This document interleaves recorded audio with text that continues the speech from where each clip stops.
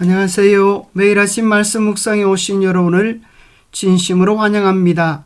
오늘은 5월 1일입니다. 가정의 달 5월, 여러분의 가정마다 하나님의 풍성한 은혜와 축복하심이 깃들이길 간구합니다. 생각할 문제, 천사의 손에 들린 작은 두루마리는 무엇인가? 다시 예언하여야 하리라는 의미는 무엇인가? 오늘 우리에게 주는 교훈은 무엇인가? 계시록 10장입니다. 내가 또 보니 힘센 다른 천사가 구름을 입고 하늘에서 내려오는데 그 머리 위에 무지개가 있고 그 얼굴은 해 같고 그 발은 불기둥 같으며 그 손에는 펴놓인 작은 두루마리를 들고 그 오른발은 바다를 밟고 왼발은 땅을 밟고 사자가 부르짖는 것 같이 큰 소리로 외치니 그가 외칠 때에 일곱 우레가 그 소리를 내어 말하더라. 하늘에서 나서 내게 들리던 음성이 또 내게 말하여 이르되 네가 가서 바다와 땅을 밟고 서 있는 천사의 손에 펴놓인 두루마리를 가지라 하기로. 내가 천사에게 나아가 작은 두루마리를 달라 한적 천사가 이르되 갖다 먹어버리라.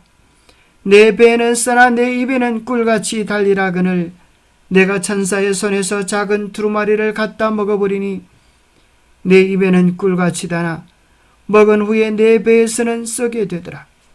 그가 내게 말하기를 내가 많은 백성과 나라와 방언과 임금에게 다시 예언하여야 하리라 하더라.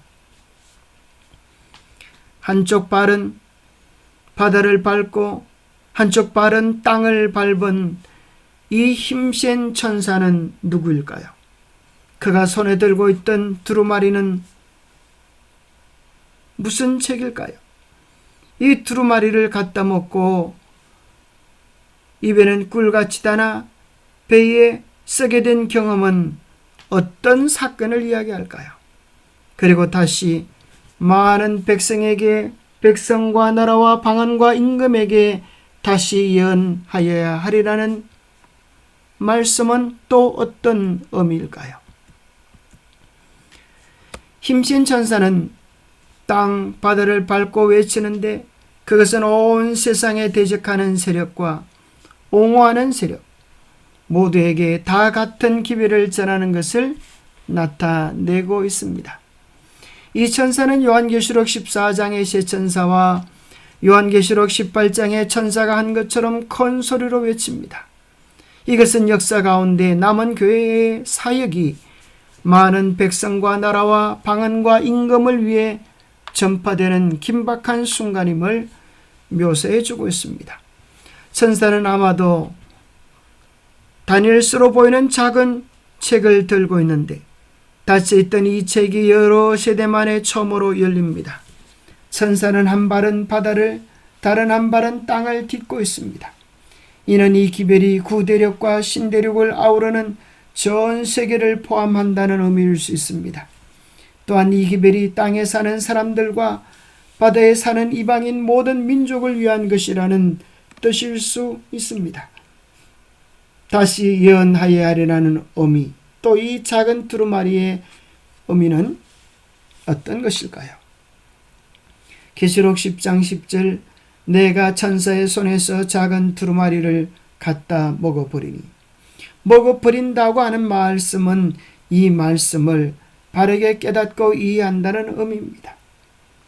예수님도 이 땅에 오셔서 당신의 말씀을 깨달아 알고 실천하는 것을 내 떡을 먹어라, 내 생명의 양식을 먹어라 그렇게 표현하고 계셨습니다. 성경의 여러 책 가운데 구약의 성경의 말씀 중에 봉에 졌다고 하는 작은 책은 다니엘서밖에 없습니다. 다니엘서 12장 4절에 보면 다니엘아 마지막 때까지 이 말을 간수하고 이 글을 봉함하라. 많은 사람이 빨리 왕래하며 지식이 다리라. 그래서 침례교회의 한 농부였던 윌리엄 밀러가 다니엘서를 해석하게 되어집니다. 그는 다니엘서 2장, 7장, 8장을 연구하면서 그의 마음속에 떠오르는 놀라운 감동과 이 복음의 기쁜 소식을 감당할 수 없었습니다. 그는 2300주야가 맞춰지는 1844년을 예수님의 재림의 때로 인식하고 그 소식을 신속하게 전하게 됩니다. 그의 기별은 우리가 아는 것처럼 불발탄으로 끝이 나고 대실망을 경험하면서 입에는 꿀같이 달지만 배는 쓴 경험을 하게 됩니다. 그것은 성소가 2300주야가 되리니 그때에 성소가 정결케 되리라 하셨던 그 말씀을 그 당시는 성소를 지구로 이해했습니다. 그래서 예수님이 이 땅에 오셔서 성소인 지구가 깨끗하게 되는 것으로 이해를 했지만은 이 사건을 통하여 성소에 대한 바른 이해를 가지게 되었습니다. 그것은 이 땅의 성소를 이야기하는 것이 아니라 예수 그리스도의 사역이 지성소 사역에서 성소 사역에서 지성소 사역으로 옮겨지는 구속 사역의 대속죄일 사건이 이루어지는 것임을 깨닫게 되어집니다. 비록 그 사건은 대실망으로 끝났지만 그 사건을 통하여 성경 예언에 대한 새로운 이해를 가지게 되고 여러 교파들의 진리 속에서 이제는 네 교파 내 교파 따질 것이 없이 우리 모두가 모여서 성경 중심의 재림운동을 만들자. 그렇게 해서 성경 중심의 한 교회를 탄생시켰습니다. 더 이상 우리는 교파의 장벽으로 인하여 편견을 가지지 말자. 그래서 그들은 루터교회에서 믿음의 의를 가져오고 감리교회에서의 성령과 성화, 성공회에서의 회심 체험 속죄 재림, 제7일 침례교회에서 제7일 안식일과 침례 예식, 장로교회에서 하나님의 주권과 장로제도, 개혁주의에서 성서교회를 강조하고 침례파를 통하여 침례 예식과 성만찬, 제침례를 통하여 정교 분리의 정신을 가져오면서 성경 중심의 재림 운동을 일으키게 되었습니다. 바로 그것이 마지막 시대에 재림 운동을 일으키는 재림교회를 탄생시키게 된 것입니다. 그러면서 실망으로 그의 사역은 마치지 아니하고 계시록에 나오는 말씀처럼 다시 예언하여야 하리라. 다시 온 세상에 힘차게 예수 그리스도의 재림의 기별을 전가하고 영광 가운데 오실 주의 재림을 맞이하도록 이 세상의 백성을 준비시키는 일을 하게 될 것입니다. 마치 그 사건은 말라기 4장 5절에 나오는 예언의 성취와도 같습니다. 보라, 여호와의 크고 두려운 날이 이르기 전에 내가 선지자 엘리야를 너희에게 보내리니. 여호와의 크고 두려운 날이란 여호와께서 오시는 날을 이야기합니다. 그것은 예수님의 초림 때에 선지자 엘리야의 사명을 가지고 침례 요한이 그 일을 대행했습니다. 그래서 그는 오실 자의 길을 예비한 것입니다. 예수님의 초림 때에 그 사역을 침례 요한이 감당했듯이 이제는 하나님께서 교회를 통하여 여호와의 오심의 길을 예비하는 선지자 엘리야의 사명을 이 교회에 맡기신 것입니다.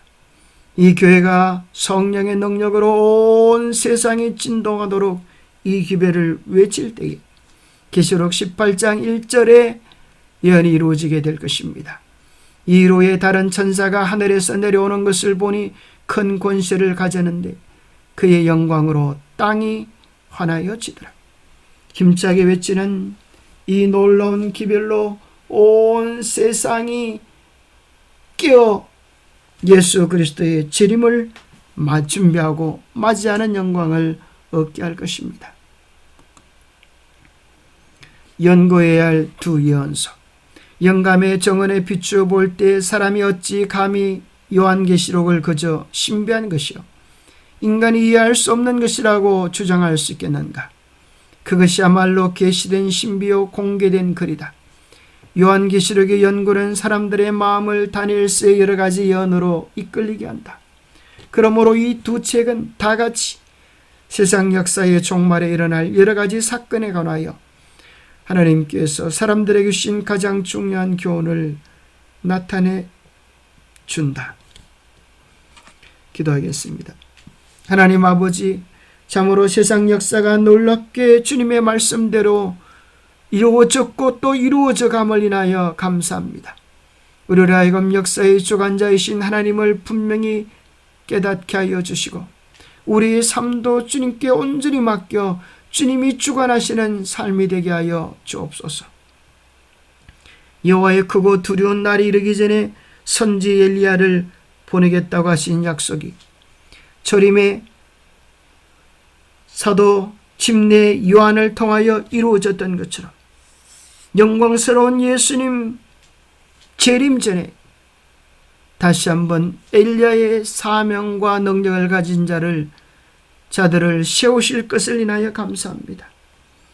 참으로 말씀에 굴복하고 진리를 연구하는 우리가 그 사명을 감당할 수 있도록 도와주옵소서. 자를 온전히 굴복하고 성령님 주관하셔서 우리 하나님 기뻐하시는 도구들로 쓰여질 수 있도록 축복하여 주시옵소서. 매일 날마다 자아를 주께 복종시키며 성령의 지도하심을 따라 사는 우리 모두가 되도록 축복하여 주시옵기를 우리 주 예수 그리스도 이름 의지하여 간절히 간구하옵나이다. 감사합니다. 예언의 말씀을 깊이 연구하면서 우리가 경험하고 또 사람들에게 나눌 수 있는 힘들을 얻을 수 있게 되기를 축복합니다. 감사합니다.